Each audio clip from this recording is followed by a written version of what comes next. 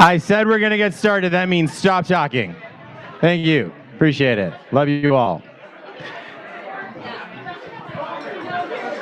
Ladies and gentlemen, Adele. No? How's everybody doing tonight? How's everybody doing tonight? Can I just say I am so excited to be here. If you're excited to be here, clap your hands. Let's go. For those of you I don't know, my name is David Simmons. I'm president of the Canadian Club Toronto. I say that I'm excited to be here at every Canadian Club event that I host. Tonight is the first time I don't mean it. Just kidding. I love you so much. It's like a family fucking reunion here. Like, hold on. Let me FaceTime Kathleen Munt, because if something bad was to happen in this room, it would be the only time the NDP could win the federal election. Oh! That was so funny. Okay. Don't worry, Owie. You're going to get to make the jokes. It's fine. Truly, though, I'm very happy to be here. Everybody in here is double vaccinated, fully vaccinated. We appreciate that. You believe in science. I was saying to a friend earlier that these types of things, we used to do them all the time and we didn't love them. And now we really do love them. So it's great to be here. As we get started, let me acknowledge that we are on the traditional territories of the Huron-Wendat, the Anishinaabe, the Haudenosaunee, and the Mississaugas of the Credit First Nation. In all seriousness, we have a lot of work to do as Canadians in reconciliation with our Indigenous peoples. And a land acknowledgement is one very small step in doing that. We appreciate our Indigenous people who are the original caretakers of Turtle Island. Our club is proud to host a range of events. It reflects our commitment to convening Canadians for the conversations that matter. You can join us, this is my plug, as a member on our website. It's brand new. I saw Dale here and Tracy and some others from the board, Wave, who helped make that website a reality, and our staff, Kathleen and Colleen, are here. Join us and help promote the club and these conversations. It's our 125th season at the club, and we're really thrilled to be here for this event. You can hashtag and post pictures on social media. The microphone can pick up your voice. Using @Canadian Club TO. David Herle has noted that politics is a blessing and a curse. I think most of us in this room would agree. The Curse of Politics began as a political panel within the successful Herle Burly podcast, claiming its independence just in time for the last election. Canadians from coast to coast listen daily for their laughs, fights, and unmuzzled insights. We couldn't be happier to host them once again here at the Canadian Club. Before we introduce them, let me thank Labatt and McCarthy Tetro for their sponsorship of tonight's event.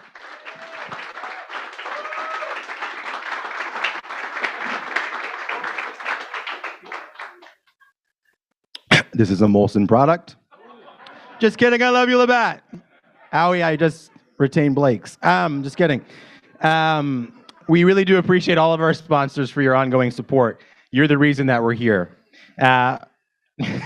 So let me invite my friend, my colleague, fellow loser in life. It was a joke, everyone. Fellow director of the Canadian Club and partner at McCarthy Tetro. Owie, please come and introduce our panel.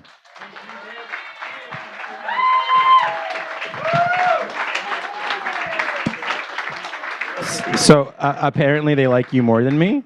So first, okay. Next time we're going to have jerk chicken instead of tandoori chicken at the back. Noted. I thought you had your own. There's been logistics issues. Thank you, my brother David. Let's hear it for the incomparable David Simmons, everybody.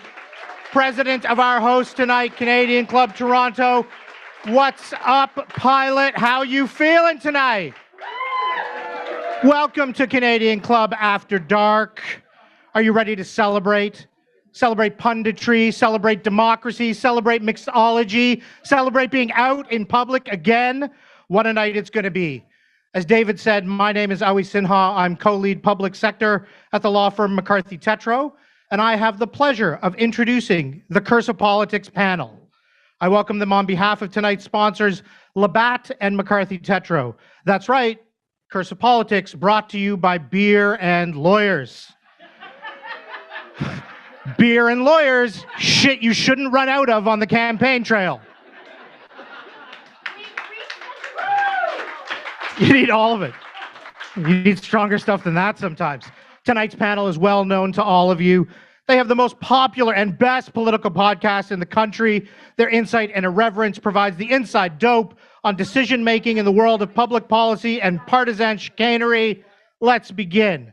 First, the hostess with the mostest, David Herle. Where is David?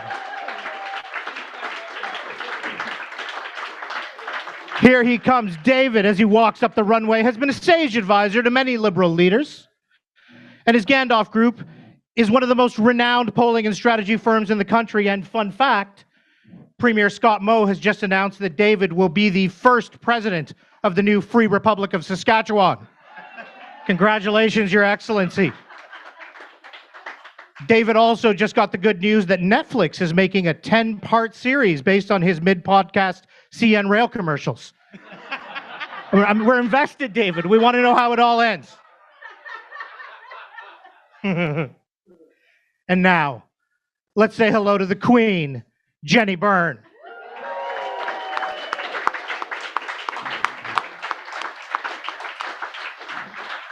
Jenni is CEO of Jenni Byrne and Associates, and she was the first woman campaign manager to win a majority federal government, and did so when she was 34.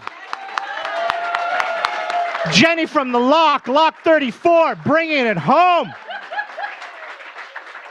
She served as Deputy Chief of Staff to Prime Minister Harper, Director of Operations and Principal Secretary for Premier Ford. Look, Jenni Byrne is one of the most successful conservative strategists in modern Canada. You can disagree with her, but one thing you can't disagree with is W's. Jenni puts up W's. You can't argue with success. She knows how to win. That's why I think Jenni should take a leave from the podcast to go help an organization that's having leadership struggles, that seems a bit rudderless, that has infighting. That's right. I'm talking about her beloved Montreal Canadiens. She needs to coach them. Teach them a thing or two about winning. Jenni needs to go in there and say, I don't like what they're saying at the doors, boys. Either you do what you're supposed to on the ice or you get the fuck out of the locker room. I'm sorry. Could help. Last, and pending a recount, not least, the infamous Scott Reid, principal at Feschuk Reid. The Sultan of Spin Doctors, the man with the magic words, advisor to Prime Minister Martin and Premier Kathleen Wynne, Sherpa and shaman for political leaders and CEOs alike. One of the sharpest political minds we have. But let's all be real here for a moment, okay? We all know that during the pandemic, Scott went a little bit to shit, okay? It's a fucking mess. A fucking mess. His unshaven beard was the most authentic moment in pandemic podcasting. He was being true to the moment we were living in, but then a federal election came along, and it demanded of Scott that he give us his insight and his brilliance in a way that involved TV hits once again. And so he put on a suit and sharpened his look. And if that opportunity made Scott Reid take a goddamn shower and put on a clean shirt, then I never want to hear again that this election wasn't about anything. Ladies and gentlemen, the best podcast in the country, Curse of Politics.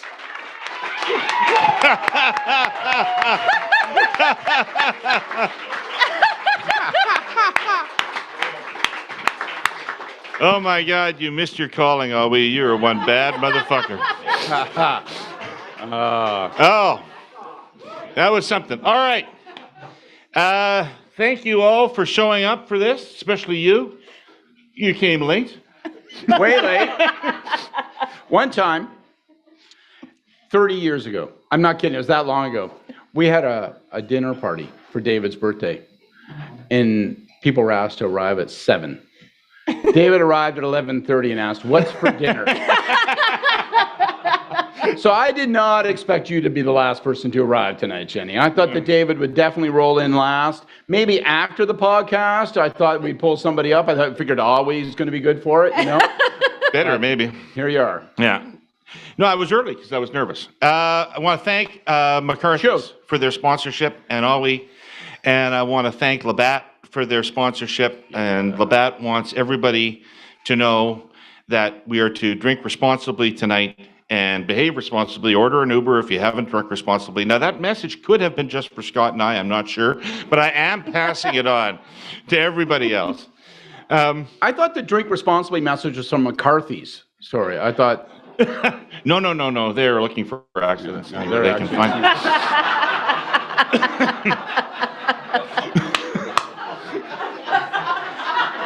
Outstanding.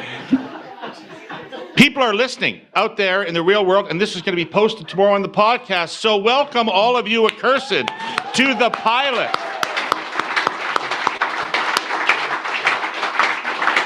And to the Canadian Club, a heretofore respectable organization that drew statesmen and stateswomen and people in suits and ties to their events.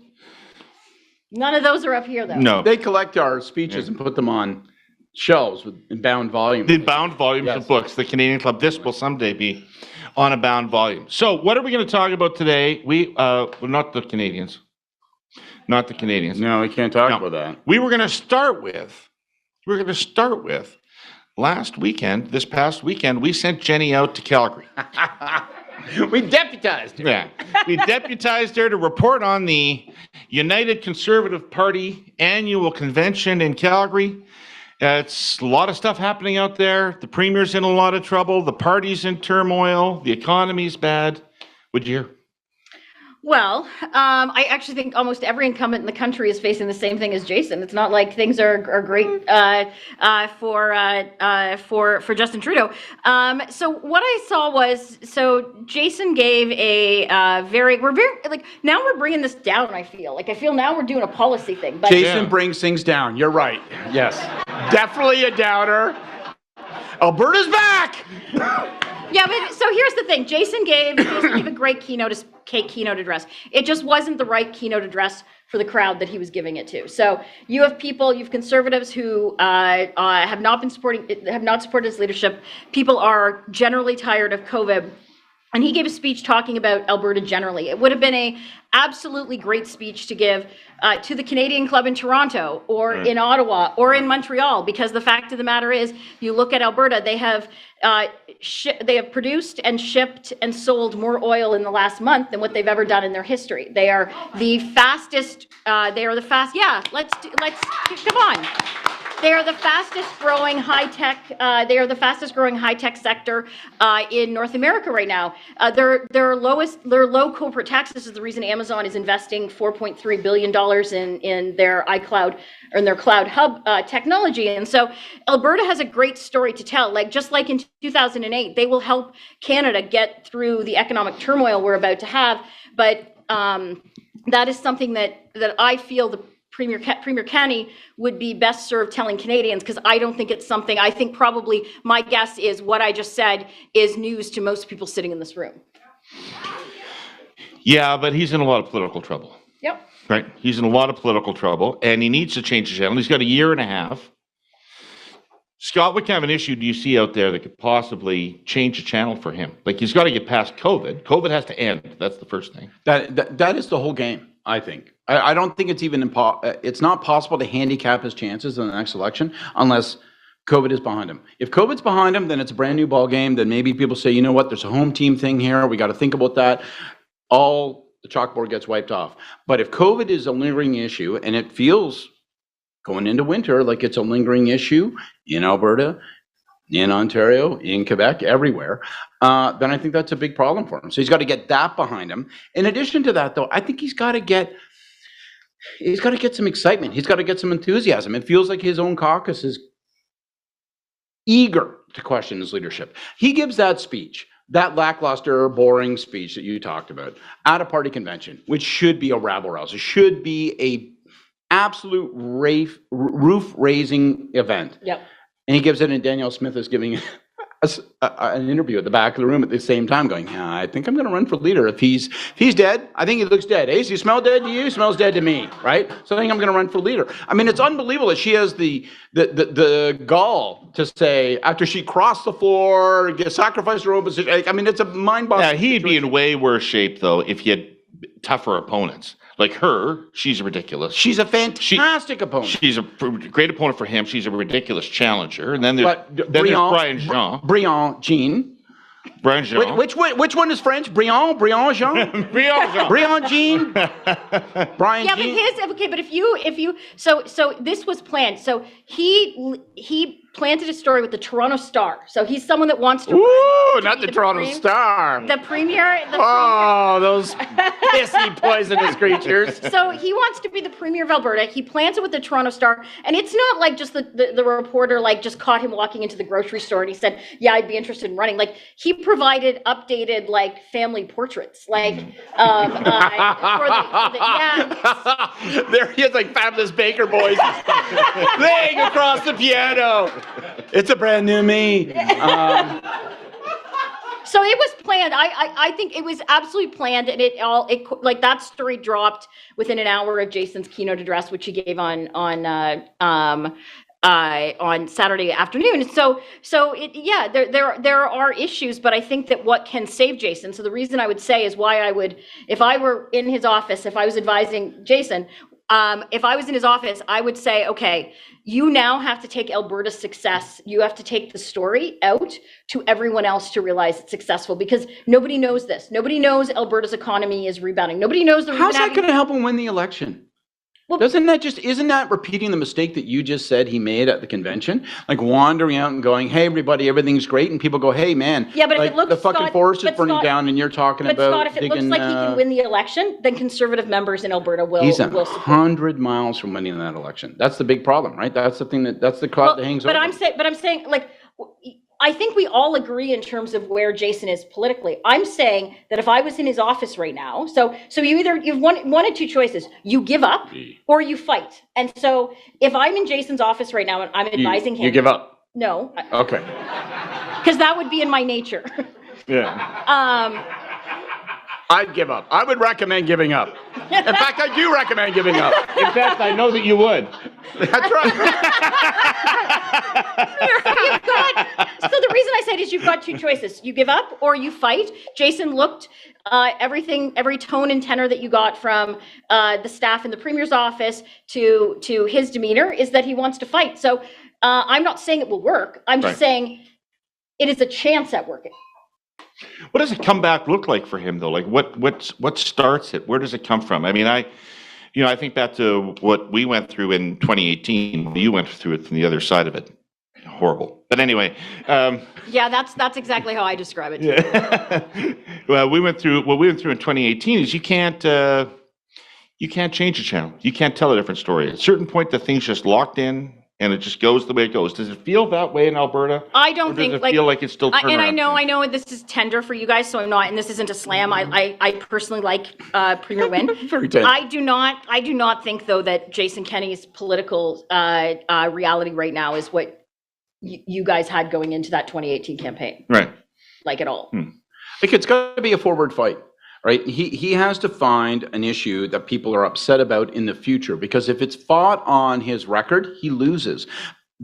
His brand they're is worried about the economy. That's why I'm saying that's what he needs to fight on. Like people are seeing the inflation. They're actually it's now become pocketbook for people. It's tough to talk up the economy when the same time that you're saying that the feds are fucking your province, right? So there's a bit of a. But the feds are fucking his province. Well, but so then you end up sounding like things are bad. You end up sort of having a negative. But that's why I'm saying you go out and you sell Alberta's story. It's like the miracle on the prairies. You go out and sell Alberta's story with the fact that they're one of the only provinces right now that can actually talk about realistically balancing their books in the next 4 to 5 years. Yeah, but everybody hates the politician who pretends that they are the province and the province is them, and says, "Oh, it's like the slogan this weekend: Alberta is back." Everybody gets. No, they don't. The no, they don't. But Scott, everybody gets a cue. The cue is, "Oh, guess what? Alberta's back, so I'm back. Hey, I'm equivalent to Scott, the province." And people go, "That's a crock of shit. Stop saying that." People love politicians that are like are nationalists. Look at René Lévesque. Look at Ralph Klein. Scott Moe. Yes. Scott Moe, well, you're going to work for him. And so, but if you look at like the Ralph Kleins, people still talk about his quote of the "let the Eastern bums freeze." So it absolutely Bastards freeze in the dark. Bastards. Bastards. Well, and now we're living in a reality right now where people in Vancouver, even though they have one of the largest ports in the world, have to drive to Washington to fill their cars up with gas. So Jason people actually will respond to that. The problem is Jason isn't. One of the other criticism I would have with him is he spoke very little of Justin Trudeau in his speech. So if it's a very easy thing, you're in a crowd of conservatives in Alberta. That for sure is job number one. And right? and you're pointing out the 3 people that got elected in the municipal, during the municipal campaigns to be the Senate elects. Candidates who Justin Trudeau is never going to appoint. And when you're talking about them, you don't ever talk about Justin Trudeau in there. And so I think Jason has a path forward. He's got to decide, though, what that is. And all I am saying is, I think that is the most realistic path for him because he's got a year and a half. That's a lot of fucking runway. So all we talked about putting W's on the board when he talked about you and said how wonderful you are. He didn't mention anything nice about me and David, but that was... It's okay. He's a lawyer. They're all fuckers. And I think Jason needs to put some W's on the board. I think it needs to start internally and intramural as opposed to external. I think he needs to have the brilliant Jean by election. He needs to defeat that guy. He needs to crush that guy. He needs to say, look, I've consolidated it. I think they had a whiff this weekend. I don't think that he gave the speech he should have. I think he should have rallied the party behind him. I think he should have consolidated the party. He's going to get another shot at that. But he has to pick an internal opponent and say, this is the person who is my opponent internally, and I've defeated them. Now, are we going to charge onto the mountain against Justin Trudeau, then turn his guns on that? But he's got to get some W's on the board. He's got to get some momentum behind him, because now when you're low, like Kathleen was, like Jason is now, right? When you're low, everything comes dripped in a, oh, that's all bullshit sort of sentence, right? Everybody goes, man, you're just saying that because you're so desperate, you're so lame. He's got to get a couple W's. When people sort of give him credit for W's, then it gets rolling. But he's got to defeat somebody who's chewing at his ass. Yeah, but he will do that with the Conservative Party membership. If Alberta's success story, which is what it is right now, is actually told. And right now, the only thing... I don't know, man. That sounds like a marketing argument in an alley fight. No, it's actually a logical argument.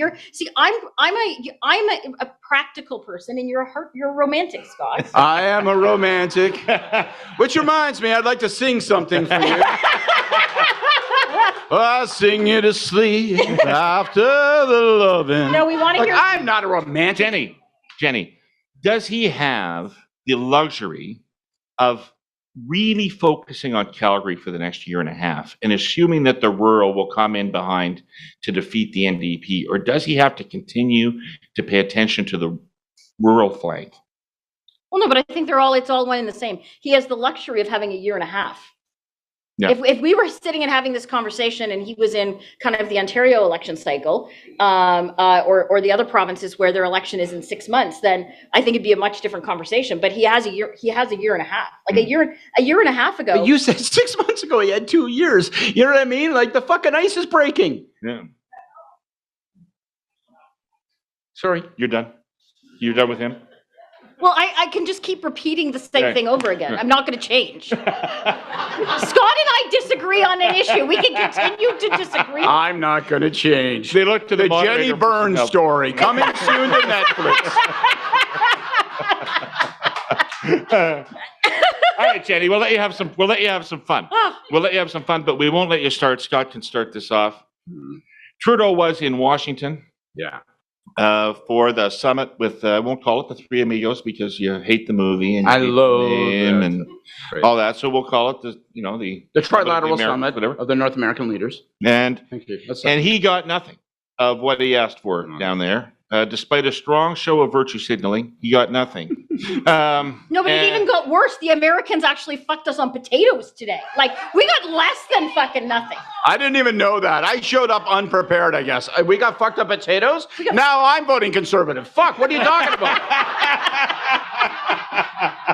I love potatoes. We can't stand for this. I can't sell their potatoes in the U.S. now. Well, more for me. All right.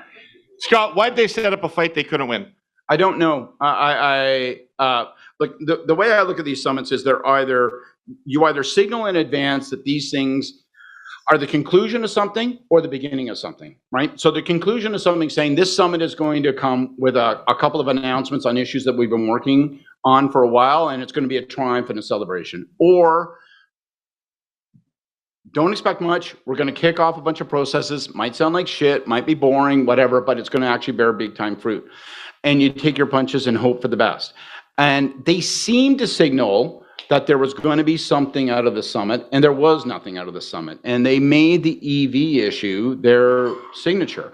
All we got out of the summit was a very lovely set of photographs between the Prime Minister and Kamala Harris on that balcony, and they appeared to be getting along very swell, so that's great. But look, it's a big problem, I think. And when you have a weak president, and Biden is weak as yesterday's tea. No, really it's actually, weak. it's not, it's sad to actually watch him perform. It's gruesome now. He's got that bad hair at the back of his head. You know, that sort of hair that hangs off like straw on a doll that nobody's played with for 4 years. And he's just like, it's just gruesome, right?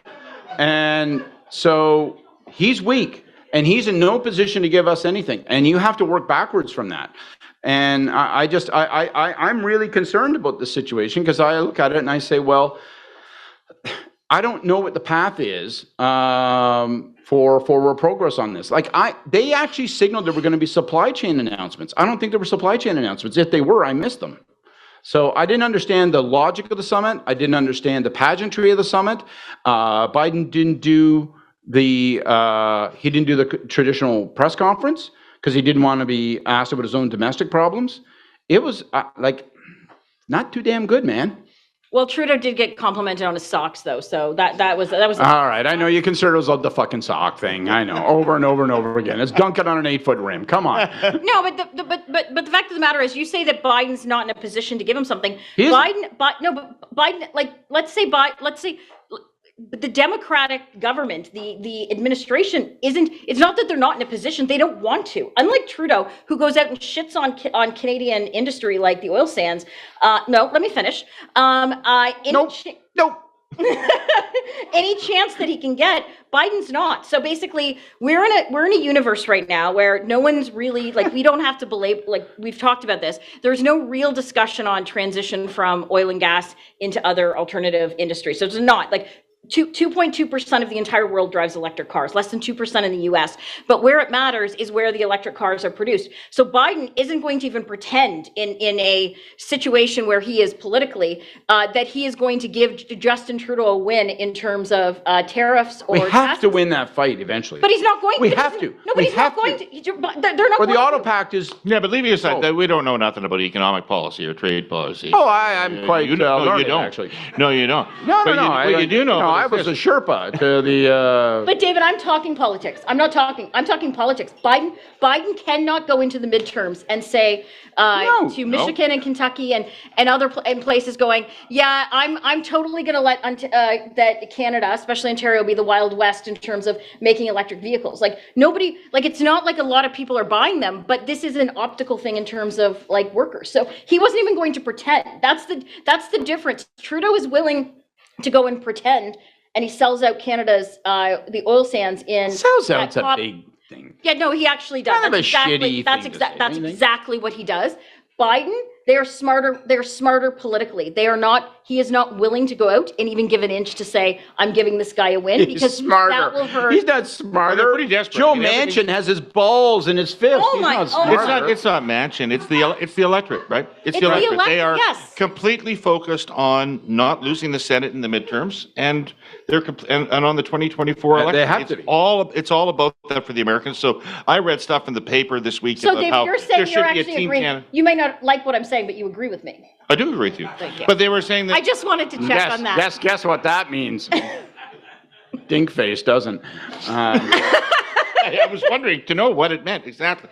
And So you're not going to be able to win that fight. I saw in the paper people were saying we should put together Team Canada again. And I remember in the U.S.-Mexico trade talks that premiers were all calling governor counterparts and all this kind of stuff. But none of that's going to matter It's a all whit. the same variation on. None of that's going to matter a whit because they're making a decision in the White House about their electoral strategy, and they don't have any latitude. So we can't win those fights. So politically, when you're going down to a summit that you are not going to come away with very much, wouldn't you position that differently than this one was positioned? Yeah. Yes. Yes. But, these guys have a reflex play. And I know I sound like a jerk and a critic, but these guys have a reflex play, which is aspirational language, high hopes, all that stuff. And they played that card again. And it doesn't make sense. And they're hoping that the photos and the pageantry takes people to a place where they go, okay, well, I'm satisfied with that. But it's an unsatisfying result. You should have had a much more pedestrian play on this thing. You should have been saying, listen, expect nothing. Expect nothing of this goddamn summit, right? We are in tough. We are working against a brick wall of vested, entrenched interests and public opinion in the United States. And so we're going to have to just dig our way around it. We can't dig our way through it. But that's political comms 101, right? I agree with you. Yeah. It's every by-election. I would say, when we would have a by-election, I'd be like, okay, our messaging is, this is tough. Governments don't win by-elections. But Jenni, we won this seat by 25% last time. Yeah, it's really fucking tough. In Brandon, it actually ended up being kind of You tough. love the Brandon story. I do love my Brandon stories, but that's political. You always downplay expectations to make it the worst case scenario. And then if you get if they had downplayed expectations, Scott, to your point, it might have actually seemed like a win because they could have put something out we're going to Well, I think they should have said, we are really hoping for a photo op with Kamala Harris. We don't know if we're going to get it, but we're fighting fucking hard. Couldn't they have done some, that's Charles Bird, for Christ's sake. Couldn't they have done some... No, that's two Charles Birds. Oh, sorry. Sorry, you've gained weight again. All right. Couldn't they have... Jesus, that was a shot at my friend. Couldn't they have, in the old days, in 2015, 2016, they'd have gone down there with a bunch of celebrity power and they'd have met with a bunch of important people and it all will have looked very, very inside, I heard you, Lynette. I'll tell the story if you want. Yeah. Bono, I feel like thunder Bono. sticks are coming up. Do I hear Bono? Bono. What about him? I'm not going to go into it. All right. What? No, I'm not going to tell the Bono story. You're not going to tell the Bono? I want to hear the Bono story. Who wants to hear the Bono story? All right, Colleen, can I get another Stella? There is no Bono story. The Bono story is a couple of people who are really committed to the public good came together. Their names are Paul Martin and Bono. Bono You Vox? can't even say it with a straight face. They thought, how can we make this world a better place? How can we overcome the cynicism that ridicules those who live on the right? No, we had my old boss, Paul Byrne, you've met him, David, once or twice. When we were in Prague. We were in Prague, Czechoslovakia, or the Czech Republic as it's now known. And so we get this note. This is what it is to work in a PMO. Okay, you actually have had stories like this. Not as sexy as these. All your stories about George Canyon, not Bono. But anyway. Netanyahu. Don't get her talking about Netanyahu. We'll have to bring a cold cloth. She gets worked up. Go on, because I think I have a Paul McCartney story after this. So go on, Get out. smartass. Go on. Oh, fuck, I'm busted. All right, so we get this note. This is what it is to work in a PMO, though. This is the frustration of working in a PMO. So we're sitting in the IMF, World Bank meetings are happening in Prague, and they're in that pretty restaurant that's under the Charles Bridge, and it's like a foggy, beautiful light and everything, and it's all picturesque. You think you're in a postcard, and we're sitting there, and it's like on the table is a discussion about whether or not we meet with Bono. And our G7 deputy is like freaking out, going, you cannot meet with Bono. He is just a gadfly, super rock star, bullshit artist who's showing up here. He's going to come here, get a photo op. We look foolish. And if we show up and do a photo op with Bono. The Americans will go fucking crazy. We are in difficult negotiations trying to figure out a couple of things, but what to do with them, and they will lose it. As they're saying this, as Ian Bennett, you remember Ian? Yeah, I do. You guys appointed him Master of the Mint. He's no longer with us. God bless him. He's a great guy. Ian Bennett is telling me there's no way on earth we can do this without offending the Americans because it's such grandstanding bullshit politics, and I'm a superficial political aid moron. My BlackBerry rings. And it's a note saying that Paul O'Neill, the U.S. Secretary Treasurer, is going to be meeting, the Secretary of the U.S. Treasury, is going to be meeting with Bono the next morning. I'm like, fuck, come on, man. Did he call us and ask for our permission? Did they worry about whether or not it looked supercilious? Anyway, we meet with Bono. We wander up. We go up the stairs. Bono starts singing Beautiful Day in the stairwell. Oh, my God. In the stairwell, I'm not telling. I'm telling you. Did he Had have not the been released. It was a sneak preview, right? Had not been released. In the stairwell. No, he was. It was released. I'd like to pretend. Stockwell Day used it in his walk-up song in one of the leadership races. We're running up the stairs. Yeah. I'm with Ruth Thorkelson, our pal He was Ruth a Thorkelson and I. beautiful God love you, David. Thank you, man.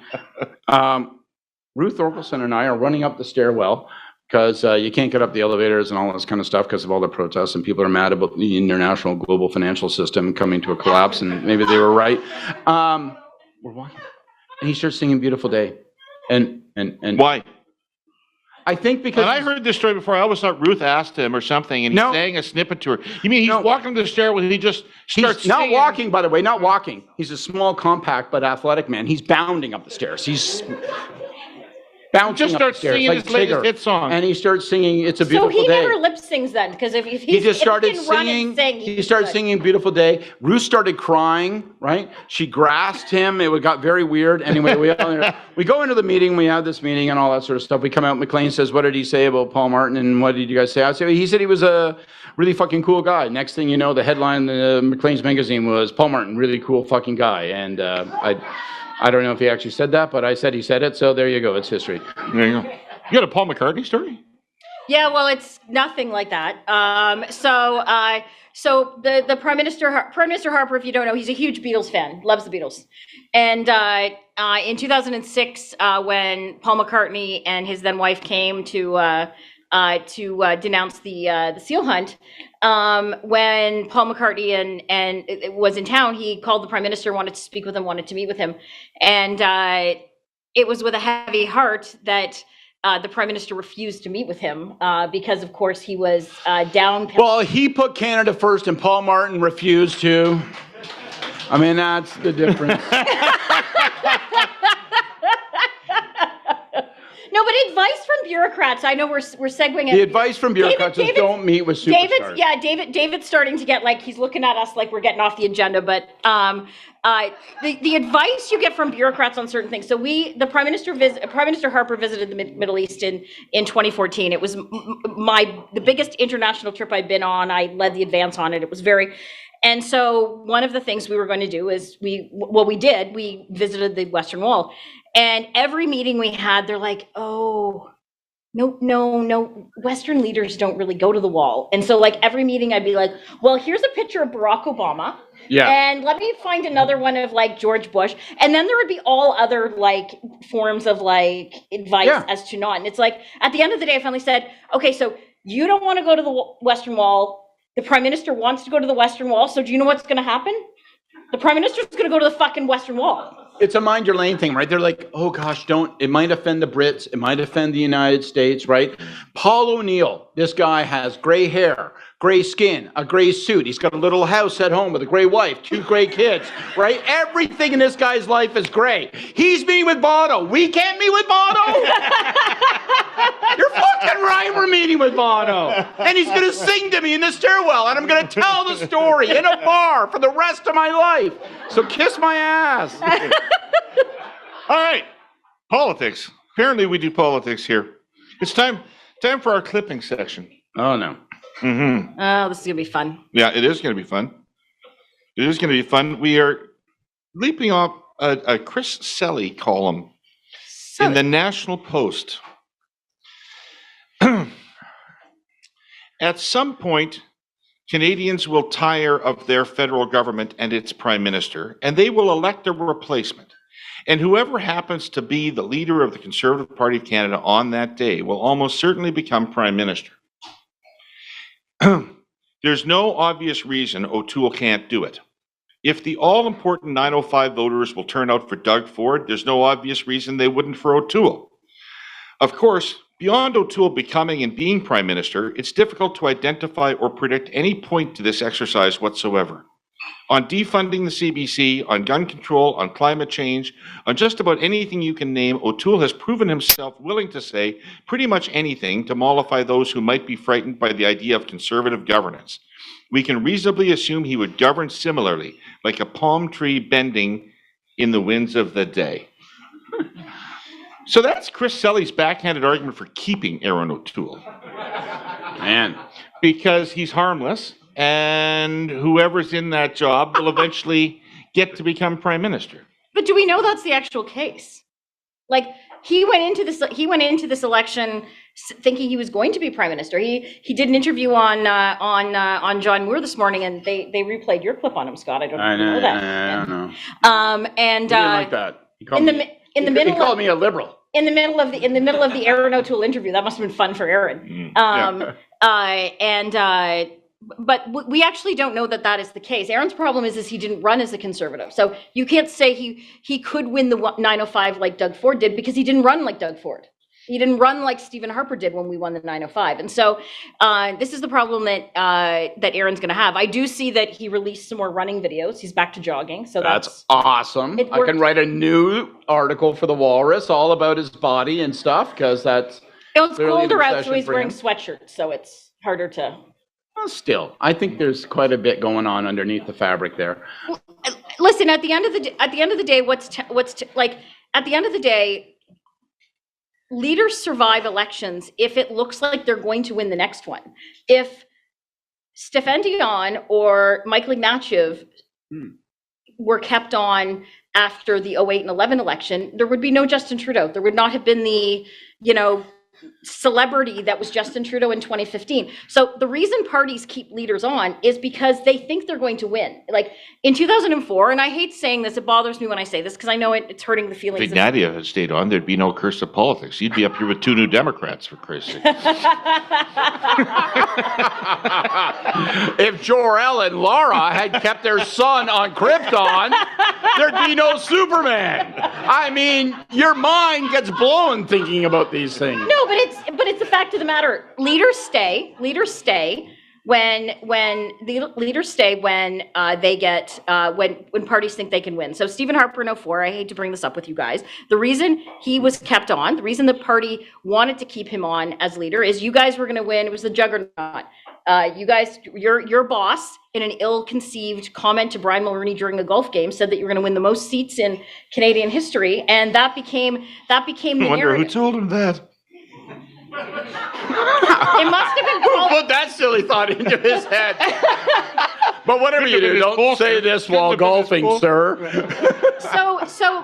But Stephen Harper increased by like 30 seats. We won 22 extra seats in Ontario, and less than 2 months before, he had merged two parties and won a leadership race. So he was kept on because the trajectory was the party members, the party donors, and the party caucus thought he was going to win. With Aaron, it's very reminiscent to me of the 2000 Alliance kind of leadership. So we had the election in November, and it was about 6 months afterwards where stock was finally, at least caucus came out. And it was because no one was giving money to our party. Caucus members were going around and meeting people at events who were saying, I fucking hate your leader. You're not going to win. And then they changed. Like Chuck Strahl was the House leader at the time. And on one day he went out and said, huge supporter of the leader. I'm with him. And then literally walked across the floor with the DRC and 11 other caucus members and basically blew the entire party up. And it wasn't for 4 months after that stock called leadership race. And here we are. And so these things aren't these things are either quick and clean or they're messy. Aaron has decided he wants to stay on, but it's hard to actually find someone out of anyone that's not getting a paycheck from him that actually thinks he can win the next election, regardless of what the economic uncertainty is leading into the next election. Okay, I'm going to say something to you, and you're going to beat the living fuck out of me after. Who are you looking at, me or Scott? You. Okay. So I would never hurt him. You're just doing that because I brought up the juggernaut. Yep. No, it's appropriate. We definitely peaked in Susan Delacourt's book. Just as good as an election. Same difference.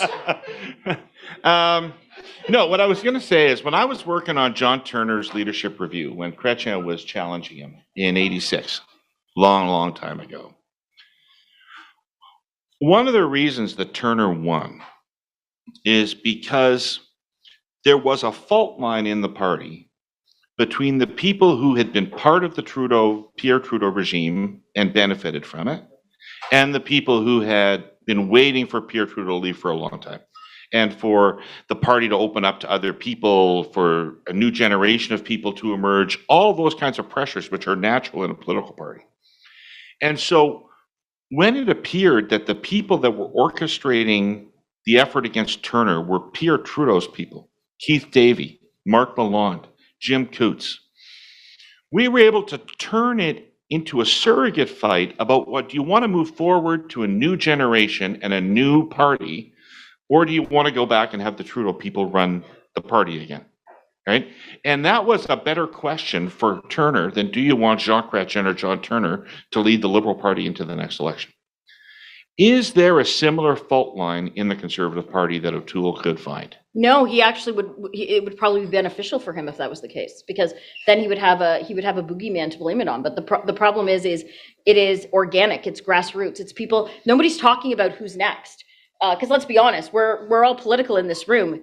If there's a leadership race, people will run. The problem that Aaron has is he doesn't have a boogeyman. It's actually about his leadership. The boogeyman talking about this is his leadership. Like the people talking about that they don't think he can win is are just people coming out, but it's not for a specific candidate. And at the end of the day, this is where it's going to come. So he seems to have a strategy that is, I'm going to live day by day. I'm going to get through Thursday.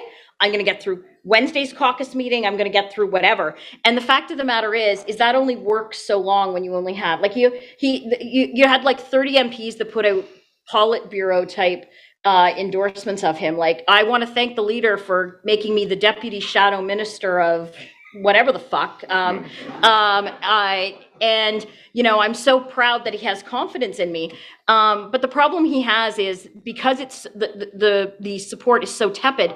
As soon as those guys start not getting checks from their donors and not getting support from their volunteers, or people just start to walk away, then they turn very, very quickly. And so I think the difference is David, and I know we've talked about this before, he doesn't have a boogeyman because there isn't one. The boogeyman is. What does Harper represent in the Conservative Party right now?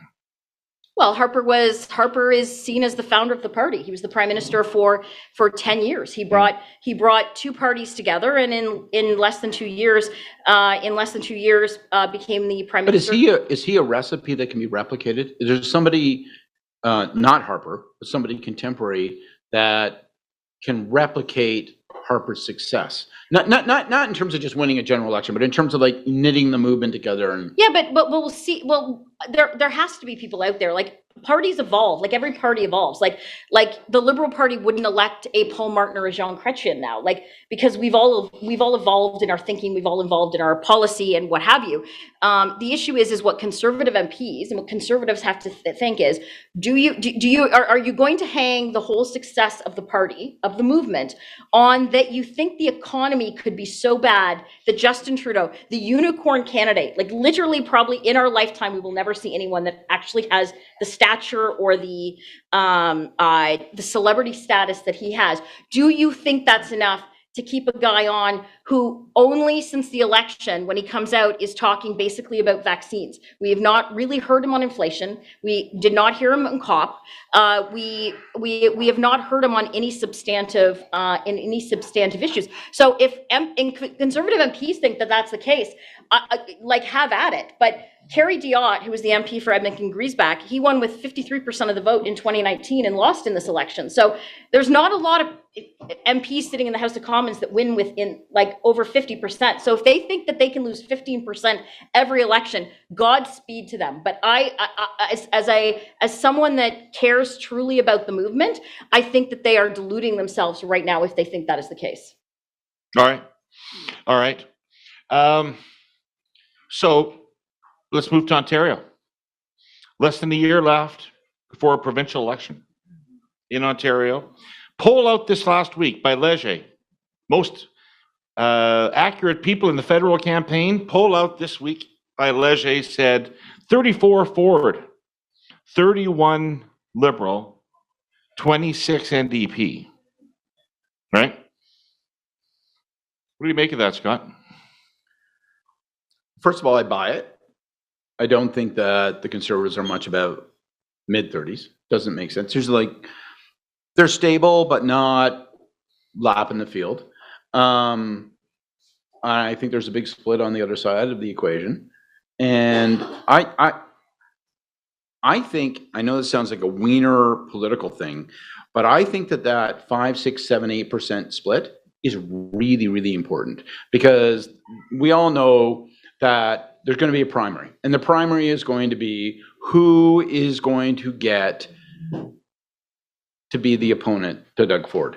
Someone's going to win that, and it's going to be Andrew Horwath or it's going to be Del Duca, and Del Duca's in the lead, and it really matters. And if he, like, I would be. Wait a second. Is Del Duca in the lead? Do people in Ontario know that Del Duca is the leader of the Liberal Party? Zero. But this Absolutely. Do they think that when they're voting Liberal, they're getting Justin Trudeau or Stephen Del Duca? No, but sorry. yeah, it's what we have talked about before. You guys are blessed. I say this more in an envious way of when I say it, is the Liberal Party of Canada brand, then I put proxies like the provincial parties. It is the most resilient and most popular brand in the Western world. So Del Duca is benefiting from. Survived even us. Aw, David. Aw. But We'll see. Let's not.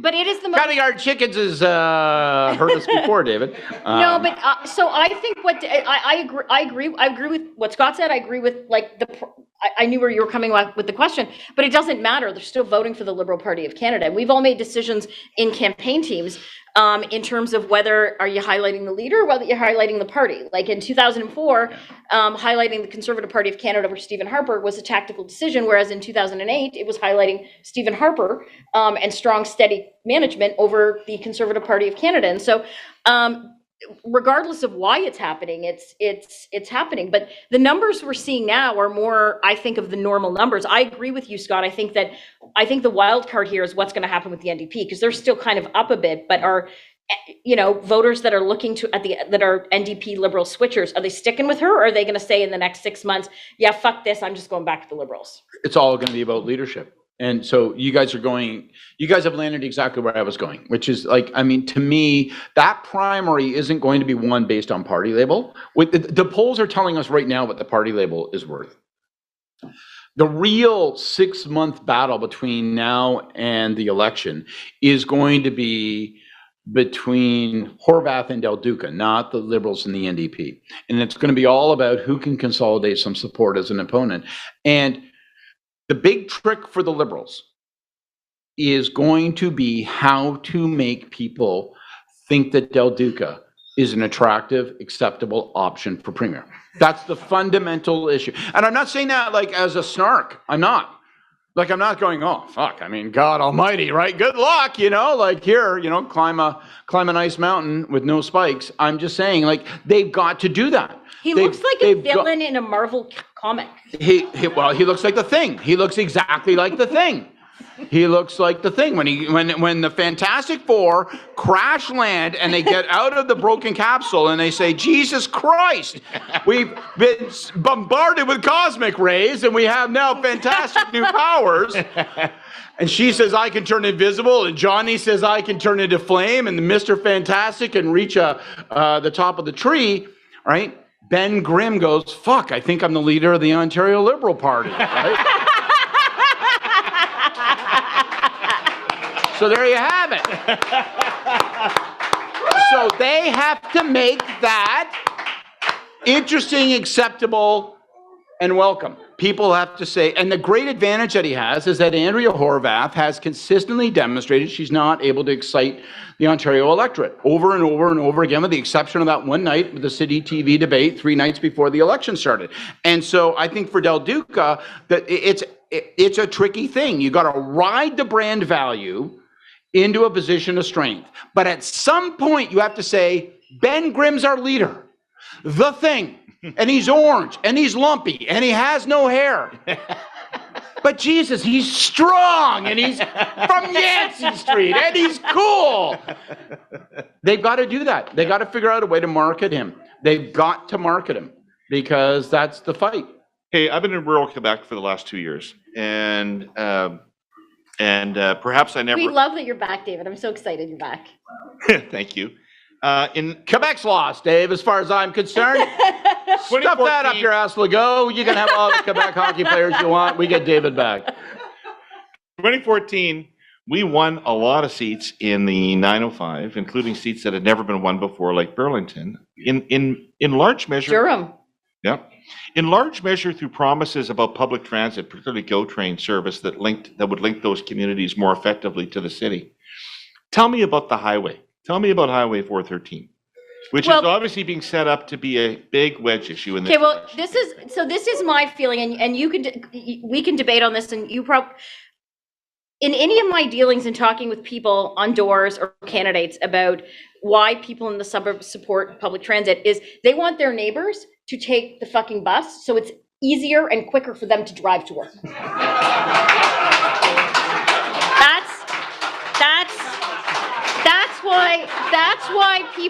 That's why people in the suburbs will say they support it, but when it comes down to brass tacks, they won't. So I think that in terms of the Conservative plan, I think they have probably found some kind of issue that is actually the case. Right. But if it's so obvious, why are the Liberals and the NDP digging in against it? Like, what is the like? It seems to me clearly like it is a Conservative strategy, but the other parties welcome it.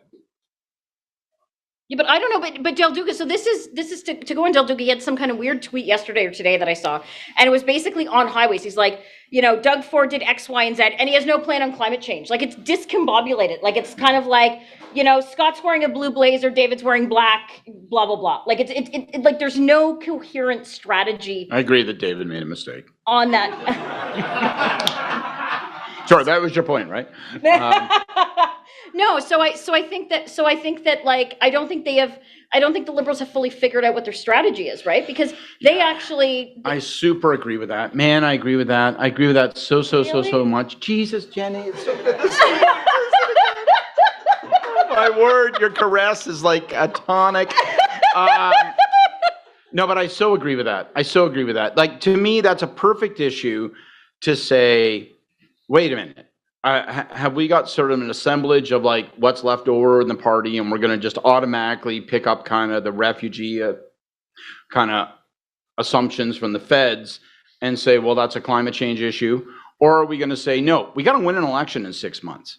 So my view is, let the NDP fight that.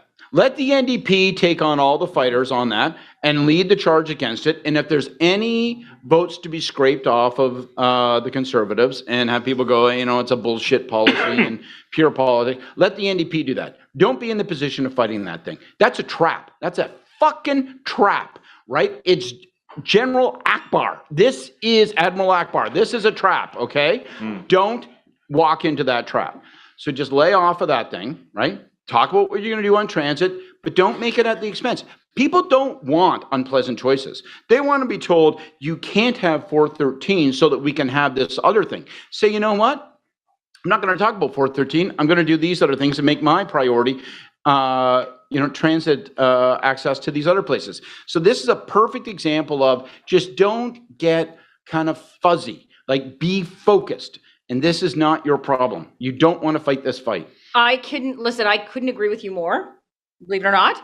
I couldn't agree with you more. The problem, it seems, though, in terms of Del Duca's messaging, like the off-brands or the weird kind of random tweets that he puts out, is they haven't figured out who their voter coalition is yet. So they haven't done as I don't know how you guys did it, but we, like, even after the 2011 campaign, and we won majority, within 3 weeks we were actually starting to like look at we did our boxes, for lack of a better term. We did our voter coalition. We had a narrative document, and it changed tremendously because between 2011 and 15, the whole fucking political landscape changed. Right. But it was like Remember you guys were in favor of a carbon tax. Right? Well, that's happened. Yeah, a long time ago, right? Like, that's over now. I wasn't part of those. No. Boxes. It was boxes, not Jenni boxes. No, but did you guys not do boxes? Like, you know what I'm talking about, David? Like, in terms of like a narrative, like you do boxes, us on that. Like, you would do like a whole narrative exercise. Yes. The problem is that to Scott. David's not saving you. Yeah. I had done it all in 3 bullet points on a whiteboard in the 2014 campaign office. We are this, they are that. Yeah. Well, you didn't need boxes then. That's totally fine. But for the most part, to my point on Del Duca, is whether it was, you with a whiteboard, or whether it was like, 10 people meeting in a room to discuss what the narrative was, they don't seem to know, to Scott's point, who their voter is. What are the first 40 seats they need to win? They need to do that if they're going to be competitive. Is it Davenport or is it Mississauga Arundel? Like they really are different beasts, as we talk about. So Leger says they're in good shape in Toronto and they're getting smoked by Ford in the suburbs. Yeah, that's what Leger said, and they'll lose. So then good. But then they're fighting for votes outside of the suburbs of Toronto. They're fighting in the downtown core with the NDP. And that's why they shouldn't. And that's why they should not bite. They won't lose seats. They won't lose enough votes in the downtown core by not championing the cause against 413, but they will for sure lose seats above the 401 by being against it. And it's just like, you just got to be crass about it. You got to be cool-headed about it. Hey, Jenni, what time is it? 8:01, David. Jesus Christ. Okay. Gordon Pinsent, would you please assemble the troops for the Hey You, please? Ladies and gentlemen, please return to your seats. The Hey Yous are about to begin. Do you want me to go first? Go first. So I am going to do a purely non-political Hey You. I want to just say Hey You to all you guys here for thank you for supporting us and coming out and supporting David. To everyone watching. It's weird how you guys spend your nights, but thank you so much for doing it. And I just want to say hey you to Scott and David, who have been such. It's made me so happy to become such good friends with you. This pod is it's not just fun to do politically. These guys have become 2 of my really, really good friends who I love to talk politics and sometimes like to talk about the Habs with. And so I just want to, that is my Hey You. Thank you, everyone. I'm not sure there's a Hey You that follows that, really. I don't think so. I think we should kill the Hey Yous after that. I think that's... What am I supposed to do? Hey You to everyone who didn't come. I hope you drown. Right? All right, all you accursed out there, thank you for listening to our pod this week. Thank you to our sponsors here, the Canadian Club, Labatt, McCarthy's, our on-air sponsors, our presenting sponsor, TELUS, our sponsor, CN Rail, and the Ontario Real Estate Association. Everybody, there's a special group of people in the back here I want to give a shout out to. Air Quotes Media, hey. David Rosenberg, Jill Engelman, Michael Spitali. Let's stand up. Yeah. Are the people who make this thing happen. And Awi, you handsome bastard. You sure are. Now, this is a question period, and I'm told to tell you that everybody who asks a question gets one of these babies. The official Herle Burly mug. This is very important. They won't even give me one of these. I don't have a Herle Burly mug. I sure as hell don't have a Cursive Podcast mug. They don't exist! What are they? David, you doing the questions? I'm going to do the questions so you can ask David Herle questions too. He is a great moderator. Let's give it up for the Curse of Politics. Beautiful.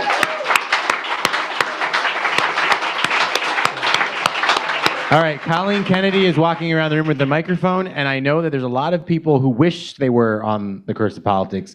Asking a question is not hosting a podcast. So ask your fucking question and get Colleen back the microphone, okay? Thank you. Any questions? Hands up. It's a very different Canadian club than I remember. Oh, yeah. Hey, my Diversity matters, my cousin's Scott. over there, and she'd like to ask a question. Oh, I just really want a mug. And my question is Carey Price coming back this year? Oh, man.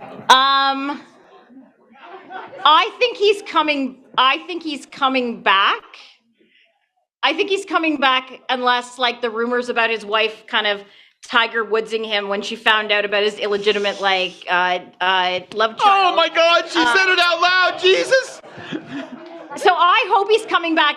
I'm going to be honest for all you Habs fans out there. I feel terrible because the last time I bought I'm just saying what the news is reporting. No, I don't know about that news. I don't listen to that news. I don't read that news. I don't like that news. So anyways, all I'm Carey is saying perfect. You stop it right now. I just want to, yeah, David's going to edit this out of the broadcast. No, all I'm saying is I love Carey Price.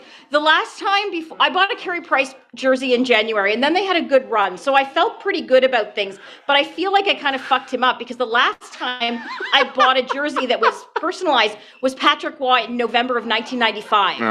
And then we all know what happened in December. All right.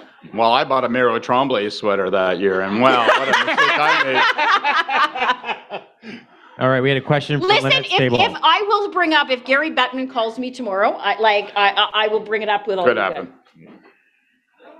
There was a question from Lynette Stable. Oh, no, over here. Oh, no, Gentlemen. Lynette. He's gonna... It's actually the McCarthy Tetro table, I think. It's Lynette's table. Hi, this is a question for each of you. What was your worst moment in politics, but when you look back, you go, that wasn't so bad? Well, Scott, I'm going to let you start with that. Oh, Jesus. Well, the second half of that really threw the question, eh? Yeah, I wrecked it. Because I'm still dwelling on most of them. I don't really, I don't remember the, that wasn't so bad moment. I don't think I've ever had that thought cross my mind. There's only been repeated columns telling me, yeah, it was actually just that bad. My gosh, what was my worst moment that I later didn't regret very much?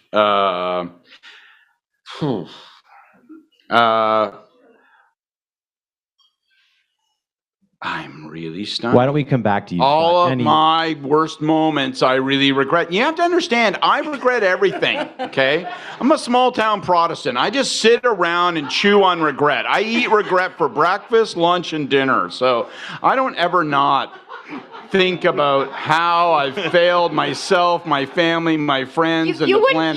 You wouldn't be sitting around drinking beer and eating popcorn thinking of that regret. Oh. Well, I have no idea what you're talking about. I'm sorry, Scott. No, but beer and popcorn was the obvious answer. That's where I was going to go. I was going to go, I regret beer and popcorn. I mean, fuck, it was like a cement nail right in my head. But then you said, but you don't regret it anymore. No, I actually still regret it quite a bit. Thank you very much. Yeah, I regret, listen, and I'm not going to go into it. The 2015 campaign federally, there was a lot of things that a lot of people regretted. I regretted how kind of it was just an unhappy experience because up until that point, every part of my life with politics had been very happy. It had been a great experience, even on the bad days. So that campaign was the first time I'd experienced any form of experience where I actually didn't want to go to work. It was the first time in my life where I walk into the war room and be like, fuck, I would rather be anywhere else. And I worked for Dean French in Doug Ford's government. So that tells you Ah! something. David, what about you? Yeah, no, I'm really. I mean, I was in the campaign debrief in at the Delta Chelsea, so I could probably tell you what yours was. I don't let them go. I don't let it go. Yeah. And so I don't have, if it was a really bad moment for me, I would say the worst moment, I've never felt worse than the day that the first full wave of overnight polling came in after the Zaccardelli charges against Goodale. And I saw that it was over. And that meant that the whole Martin project was over, the whole, years of your life, years of everybody's life into it. And I collapsed pretty badly after that for a while. And so that's the worst moment. I'll be honest with you. That's the worst moment, but I don't have any like that. And I've got a lot of really bad moments, but none of them where I look back and say, oh, that wasn't a big deal. Because I take, like the other two people on the stage, take this shit really seriously. Yeah. Like, I'm not a mercenary. I don't work for anybody. I don't generally, I work for candidates, a party I love, and candidates I care about within that party that I love.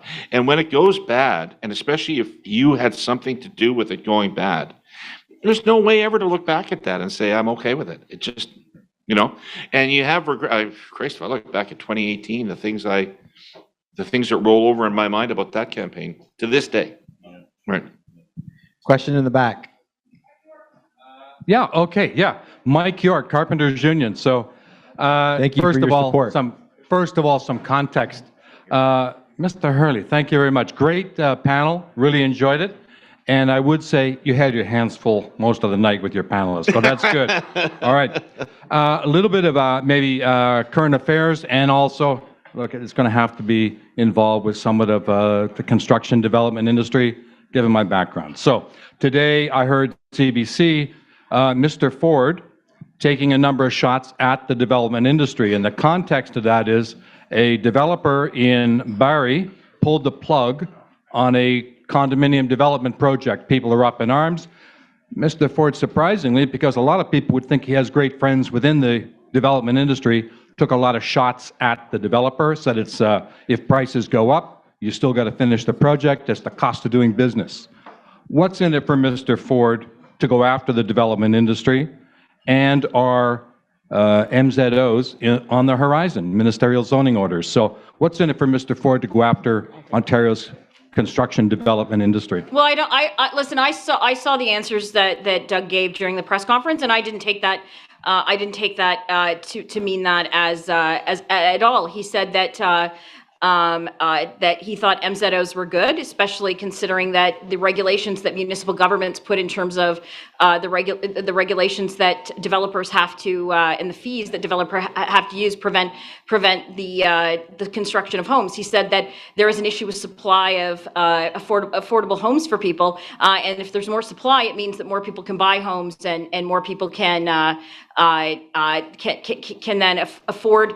The more there is, the more they can afford. And so I didn't take his shot at developers. His comment, I think, was I've had a lot of I've developers as friends, or I've known for a long period of time, and they haven't done so bad. So at the end of the day, if you're a developer and you have signed a contract with someone, then you have to abide by that contract. That's a price of doing business. But I didn't take the inference that you have in terms of kind of what he said and what I heard are completely two different things.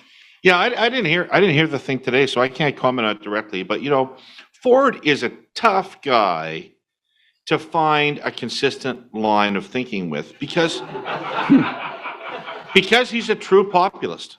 He's a true populist. And politicians are all like this, but he's extremely like this, a desire to please whoever he's talking to, a desire to get along with and say the right thing to whoever he's talking to. And so if this is a controversial issue, you can't be expecting him to take normal, ideologically consistent positions because his instincts are entirely populist. They're not conservative. Would you disagree with that? No, I think he is a true populist. Like his remarks were extremely very reasonable today. I watched the full press conference on it. We have a question in the audience. It's possible he didn't understand the question. My turn. I'd like to, first of all, thank you guys for keeping us going through the world's most boring election. We listen to you every morning. I like you a lot. I find you very funny. I do get a little sick of the references to the Habs every single time. Sorry, you're going to have to find another podcast. Well, I'm sorry about that. But I was going to say you're just going to have to live with it. Now, and as somebody, there's two people in this room that were actually in the Gardens when we won the Stanley Cup. I'm one of them. My husband's the other one. I have a question about the current election coming up here, provincial. If in fact the question might be how to distinguish between the Liberals and the NDP, and Jenny, I might vote more your way than not. Would we not, as a party, go after the fact that the federal economy run by the Liberals is going to be totally in the pits in about 6 months, and use that as a factor to run against the Liberals? Just a thought.